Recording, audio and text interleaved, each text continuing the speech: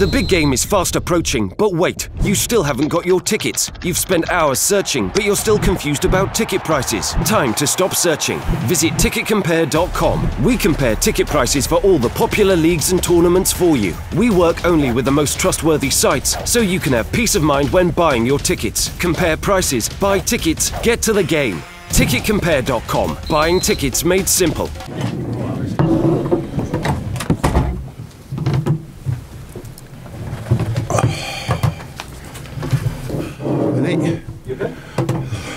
What do you think? Nobody's okay in January when you're in this position, man. Come on.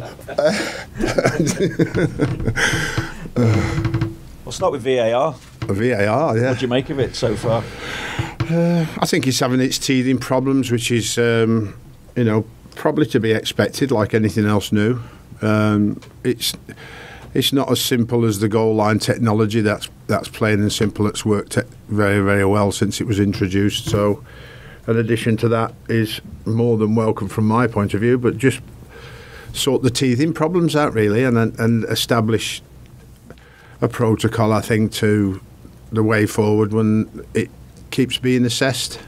I think if anything, I would add is to add to the situation for our fans who are in the ground waiting patiently, that it comes up on the screen whether it's a goal or whether it isn't a goal, like many other sports do, and create a pause at that particular time for the joy of a team that scores, or the joy that the team doesn't score when they thought they have scored. So, but certainly there was a problem or two this weekend, but get all the heads together and iron it out, and I'm sure eventually we'll have a much better system, but certainly needed in today's modern game.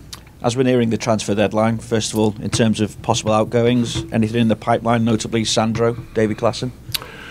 I think we've had a number of inquiries that are not suitable to us to allow the player to leave. Nearly all of them on loan.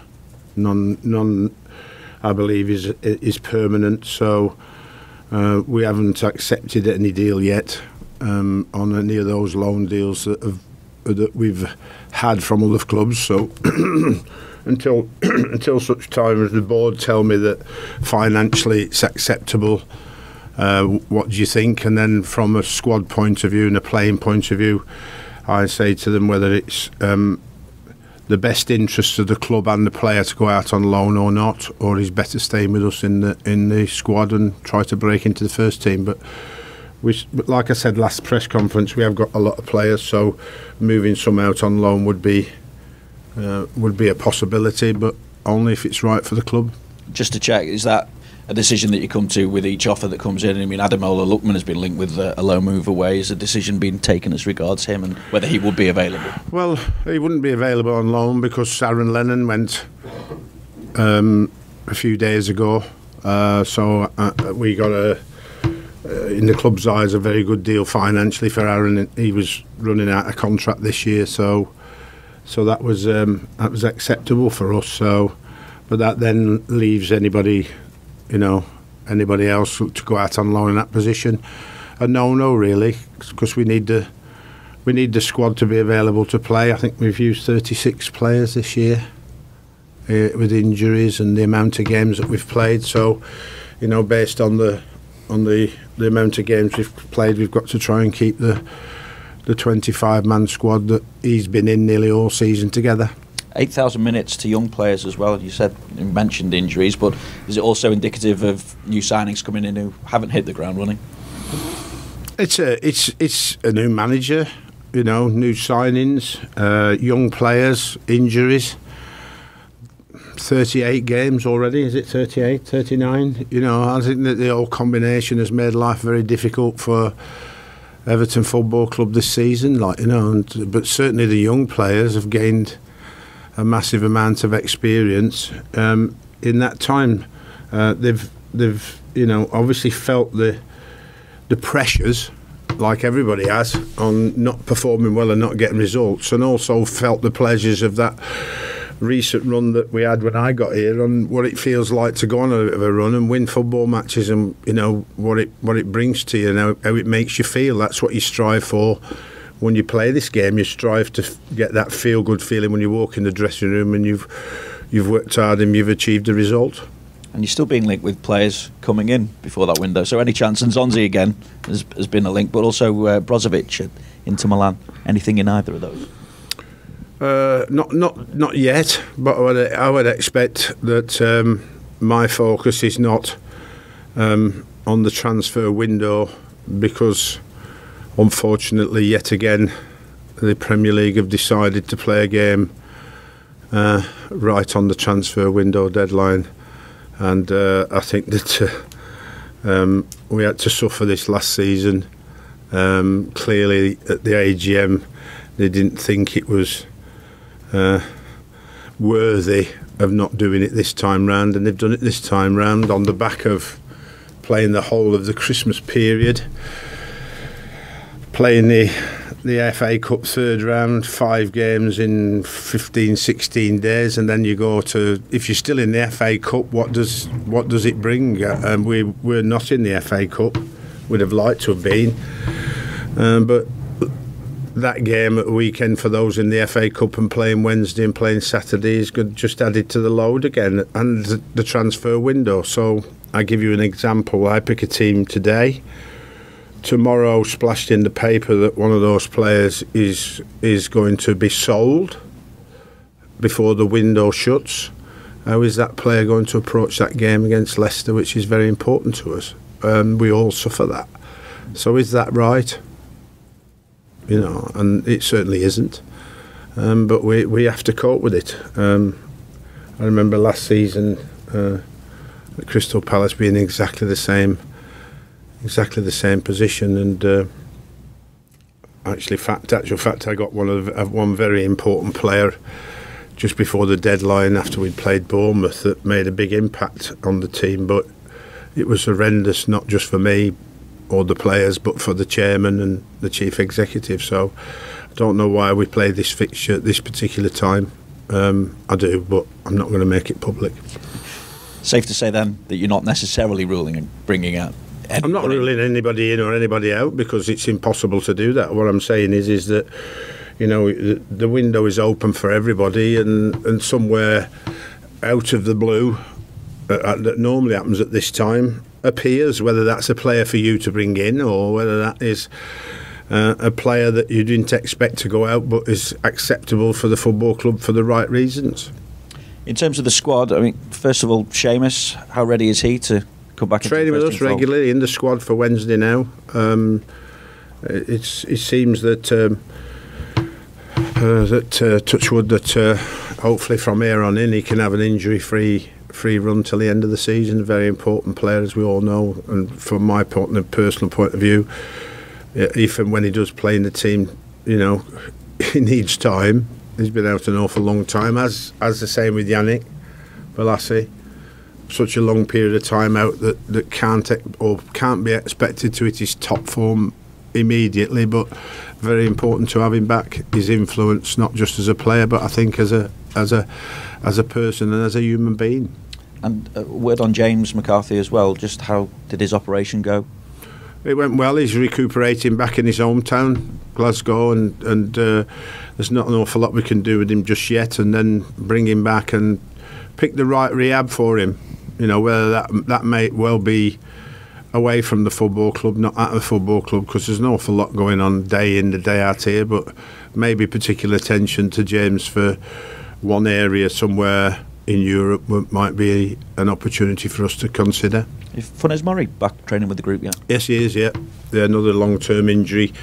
But we're taking it obviously pretty steady with him, just training with the first team. He doesn't do the whole session just yet, as we're very protective of the knee and monitoring that on a daily basis. In terms of this game, Leicester obviously unbeaten in 6, 1 goal conceded in that time in all competitions. How do you go about breaking them down? Well, obviously it'll be very difficult. I think that we all know the threat of Mahrez and Vardy and Osaki for me, and a very solid base that they're playing from now. So I think that we have to manage that first, and then break them down when we get the opportunity. I think that for us it's about the performance overall, be it getting better than West Brom. But in saying that, it doesn't look so bad now after watching West Brom against Liverpool. So, as difficult as a day that was, we managed to get a point out of it, and we've got to push on from there. We're in a difficult position at the moment, results-wise, so we've got to turn that round as quick as we can. It happens for all the teams probably outside the top six when you have a good run, which you really like, and then all of a sudden that run comes to an end, and you've got to try and do your best as a manager and set the coaches to overcome the fact that you're not winning football matches as quick as you can, because confidence, the longer it goes, the more the confidence drain. You spoke after the West Brom game about confidence as well, but in this run you've obviously faced Chelsea, Manchester United, Liverpool and Spurs. I'm not saying Correct. You should just accept that, but no. Is there a context around it? Well, I think that the context around that probably was the biggest disappointment was the second half performance against Tottenham. I think that all we've lost on the basis of trying to, because we were getting results, which was the most important thing first, and still is the most important thing.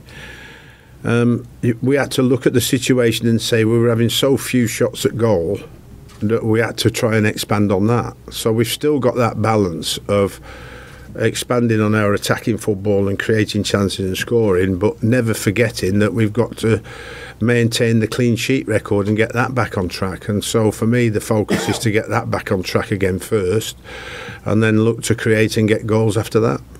Just one final thing from me. Luke Garbutt, has he got a chance of being involved? Well, we put him in the squads. He's been out of it since the start of the season, so we've put him in there to have a look at him, and obviously time will tell on how we think he progresses. Just to ask, and on terms of moving the players out, is it imperative? You've spoken about how you've got 35, 36 players. Is it imperative you get that number down at all costs, or will there come a point on Wednesday where you go, we haven't had proper offers, they'll just have to stay and like it and lump it? Yeah, we'll have to deal with it if that's the case. And I think the challenge for the players is the hardest of all. I think the challenge for the players is sitting and moping and feeling sorry for yourself is not the answer. I think that the answer is for them to be determined, dedicated, and prove to us as managers and coaches that we deserve a place in the squad or then in the team. I think that that's their responsibility. Our support to them is probably bigger in terms of what we try and do for them to keep them ready and capable of taking an opportunity when it comes around. And I think that that's the hard bit for them mentally to cope, to think, well, they're not involved again, and do they really put it in training? We keep telling them that the extra training they have to do is not a punishment. It's to keep them physically and then hopefully mentally as well capable of taking a chance when it comes their way. For me, I've had to change the team quite a lot, and it's not always been through injuries. It's through the fact that performances haven't been as good as I expected. So the responsibility of a player is to perform consistently to his best, and when that happens they stay in the team. When that doesn't happen, you have to change it. Are you getting that response from those that are not involved then? The reaction you wanted? Time will tell when you put them in the team. I think that we have a lot of players to manage on a daily basis, and I think that and then when the training finishes, the extras are laid out for those players to go on away and keep themselves in the right shape, whether that's little pockets on the training ground, in the gym, in the pool, wherever it might be, in the analysis room. Go and look at your own game, go and sit down and take a stock of what you've actually done.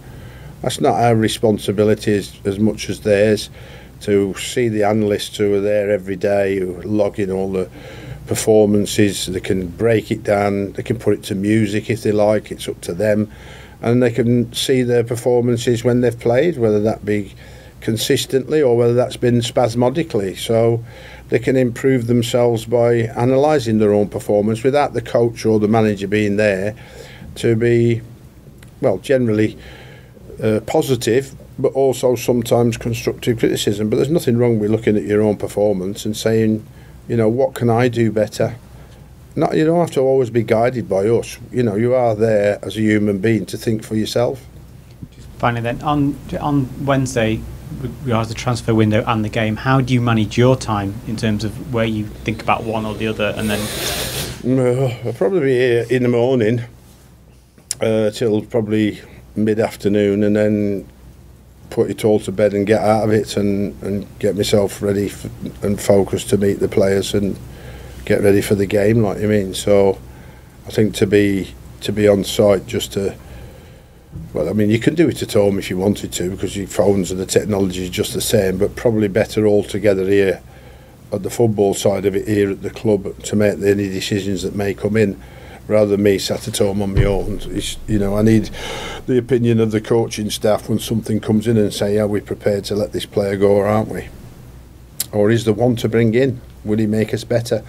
Is that an opportunity for us to say yes? Okay, guys.